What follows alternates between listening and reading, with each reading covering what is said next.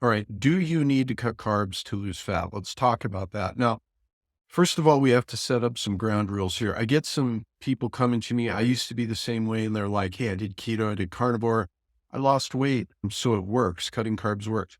There's some nuance here. First of all, we have to differentiate. Are you trying to lose weight? Or are you trying to lose fat? Most people are trying to lose fat at the end of the day.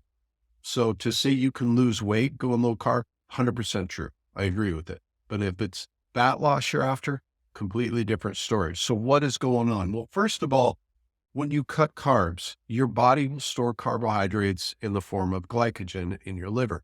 You can deplete those glycogen stores over time, and your body will find new ways to make glucose. Why is it finding new ways to make glucose? Because it's preferred by your body. It's preferred energy source.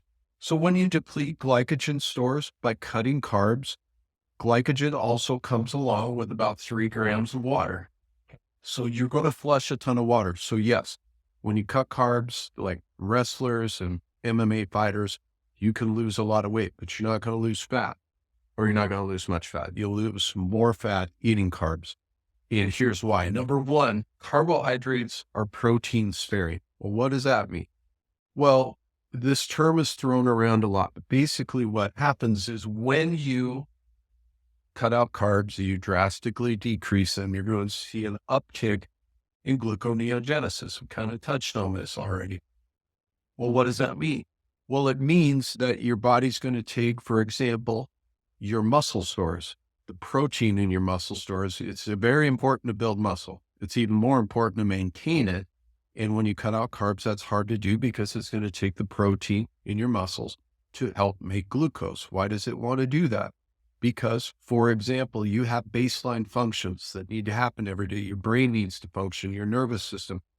The preferred energy source of those systems is glucose. So your body will make it. That should tell you something right there about how critical having ample carbohydrates is to your overall health.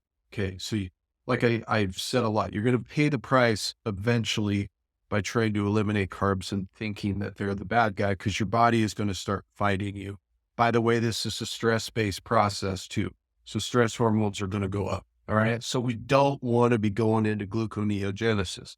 The second thing that happens is when you decrease carbs, you've got this gluconeogenesis going on. You're putting stress on the organs like your liver, because the liver is where you're storing glycogen. So it's got so many functions. The liver has so many functions. And now you're putting extra work on it because we got to go through this gluconeogenesis process. So it is a stressful endeavor to do this, not to mention you're going to see an uptick in your stress hormones when you cut out carbs, again, because your body wants to make glucose. Okay, that's what it's trying to do. Third thing, and this one's really important, and this is the one that kind of hit me the hardest personally when I was cutting carbs, is you're going to see a decrease in your thyroid function, which means you're going to see a decrease in your hormones and your metabolism. So what happens? They've done studies where they've given participants, in that case, men, they've given them the same amount of calories, but one group got a low carbohydrate diet, another group got a high or not high, but a moderate carbohydrate diet, even though they were eating low calorie. The group that went low carb saw a decrease in T3. T3 is your active thyroid hormone. It's what helps drive your metabolism.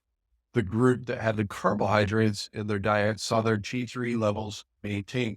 Even maybe more importantly, they also saw no increase in their reverse T3 levels. So this tells you that being in a caloric deficit is a stressful thing on your body, no matter how you're eating. But if you combine a caloric deficit with low carb, it's definitely stressful. It will lower your metabolism eventually. And the timeline that it's going to take for that to happen is going to vary per person. There's no set way to figure that out. But the point being, you don't need to decrease carbs to lose fat. In fact, it could set you back for the reasons that we outlined here. It's a stressful process.